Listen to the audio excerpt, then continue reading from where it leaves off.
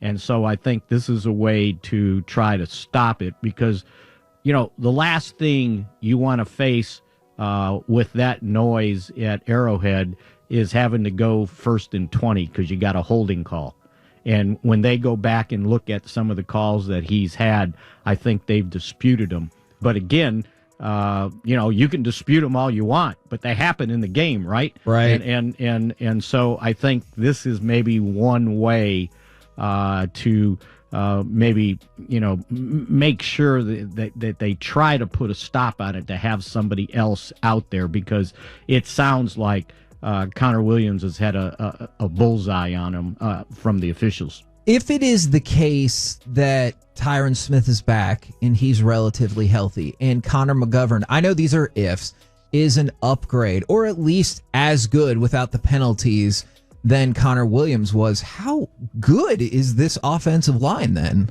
Well, the Cowboys have never, I don't think, been in a situation like this where they could find somebody to step in and be the swing tackle and have a guard that you don't mind using. Now, as for Tyron Smith, I think Mike McCarthy was pretty adamant in pointing out that he needs to practice all 3 days before they put him out there. So he's gone twice, limited. Today's the mock game, which really doesn't count, right? It's the walkthrough. Right. And then tomorrow will determine if indeed, Tyron Smith plays. And, I think as he told the guys this morning and as he told us, Tyron says, I got through the work yesterday just fine. But they got to see it again Saturday. And that's when they'll make the determination if he got through all 3 days that, okay, it's good for him to start. So the decisions on those guys are independent of each other. Okay. It's not like, okay, Tyron's starting because they're going to play Connor McGovern at left guard. Otherwise, we wouldn't put him out there, right, to play next to Terrence Steele. That is actually what I thought was potentially happening at first. But yeah, I appreciate the clarification. Let me just ask you one more question about Tyron then. Being out there for that third day, that's just a byproduct of making sure your body can handle it as opposed to, well, you need to go out there to know what to do, right?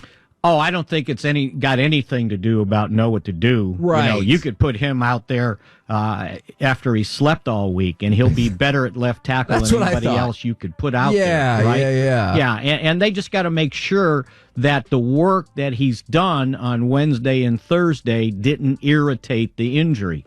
Because sometimes you can go out there and work, and then you wake up the next morning, and it's like, oh, this doesn't feel very good, right? And so that's what you have to be careful of. And in the meantime, and here's the juggling act you have to do. You can't just assume because he practiced on a limited basis that he's ready to go. So you also got to give Terrence Steele some snaps, right? Yeah. You got to make sure that, we got the Saturday and he's not ready. And then Terrence Steele didn't have any snaps during the week. So you would have to have both guys ready to go. And I don't think Mike was lying when he said, we're gonna have both guys ready, but you also have to have Connor Williams ready because now he's the backup swing tackle or guard.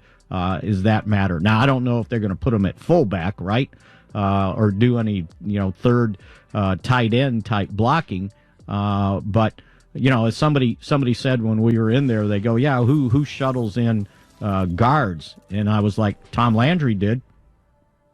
He did that, right? Yeah. At one point, he sent the plays in with the guard.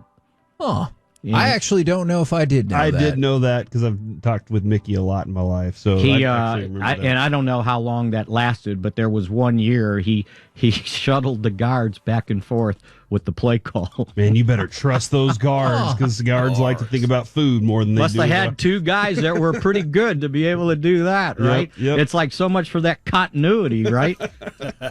So if you anyway, have 4 guards, Kevin, then you have so no guards. now, and I would think from Mike's standpoint, unfortunately, Kansas City knows what's going on, right? And guess where you think they're going to put Chris Jones?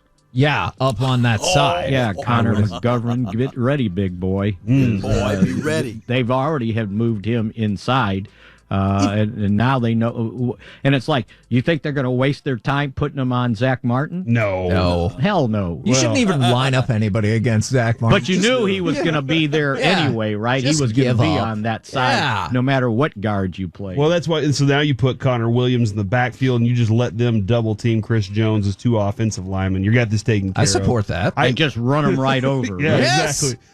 Mickey, will Micah Parsons break DeMarcus Ware's rookie franchise record of 8 sacks in this game? In this game, wow! Not 8 sacks in this game, but I know. He only Get needs the 2 more. Okay, gotcha. Right? I was about to say, holy cow!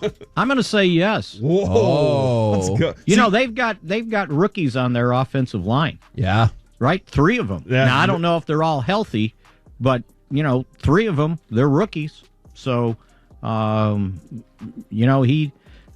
better be ready. But again, what do they think? How did they prepare? Do they think he's playing linebacker or do they think he's rushing the quarterback? So that'll be interesting. And, and if he indeed is rushing more than playing linebacker, then, Kansas City's got to adjust. They may have to put somebody else over there. Let's take, one less guy going out in the formation in the pass patterns, or at least delays him getting out, right? Because they're going to chip him. Mm-hmm. And then the other thing, if they see him out there, they're going to run at him and see if he can hold up against the run. So I think you have to be somewhat selective on how you play him out there, when it comes to the running game too. Is Jerry Jones invested in stock in Dorrance Armstrong? Because this dude, for 3 years now, Jerry Jones loves Dorrance Armstrong. And now I think this season is the first year we're really getting the benefit of it. Well, finally. Yeah. And, it took him a while after he missed. I think he missed like 4 games. And this past one was his 3rd back from the injury. And I think he kind of settled in and you saw a little bit more of what he's capable of doing.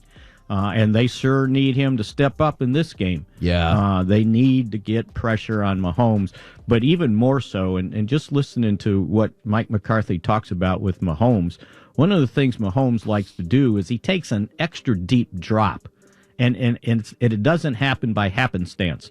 Right. He does it on purpose because if he's deeper, then he has the ability to step up in the pocket and still throw the ball as long as you can block the guys up front.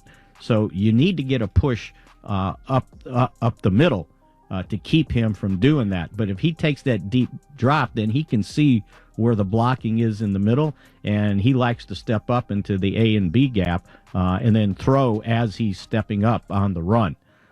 So again, you got to be careful how you rush him and don't allow him to start creating like that. And, I thought that was one of the big things for this week was this deal about, the play should last no longer than 2.3 seconds.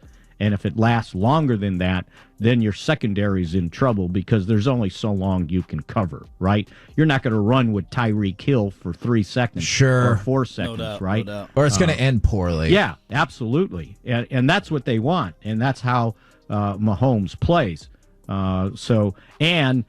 His arm is so strong. The 2 things that you notice is, one, he can throw back against the grain, which is like the number 1 rule that a quarterback should never do.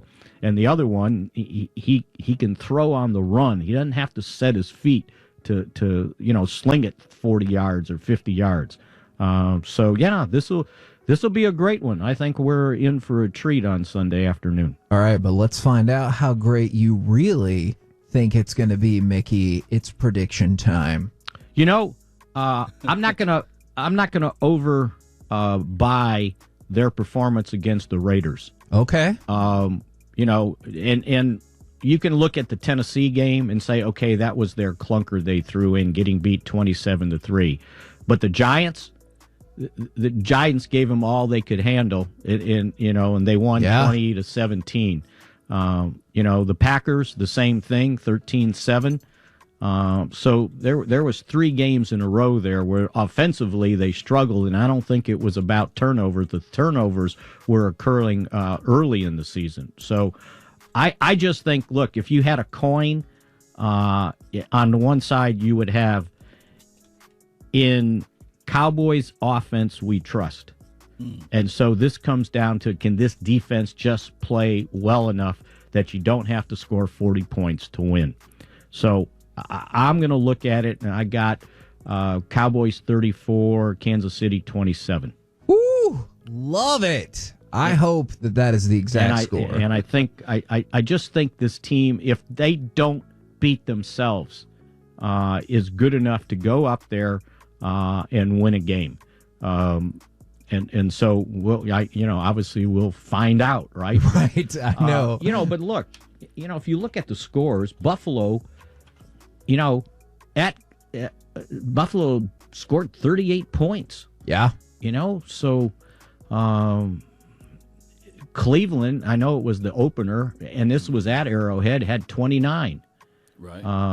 The Chargers, they had 30. So, I just think this offense is good enough. And with everybody, as long as, and I would like to see Tyron Smith out there. That certainly helps. And if that's the case, then I think this offense can hum along, even though it's a tough place to play with all that noise. Man, great stuff. As always, Mickey, looking forward to hearing you this weekend, and then looking forward to catching up with you again on Monday, sir. I'll be here Monday. See you guys. There you go. Mickey Spagnola from DallasCowboys.com. Just to go along with some of the offensive stuff that he was talking about, Dallas only has 37 negative plays on offense this year. That's the fewest. That's the fewest in the league. Wow. That is very, very good. Okay. Which is probably... It makes me feel better now that we know that. Yes, that is good. Thank you for asking. That's an important follow-up question. Is they have the best offense across the board. Most yards in the NFL per game. Cowboys, 434. Most points in the NFL per game. Cowboys, 31.6. So any way you slice it, from lack of negative plays to most yards to most points, the Cowboys have the undeniable best offense in football.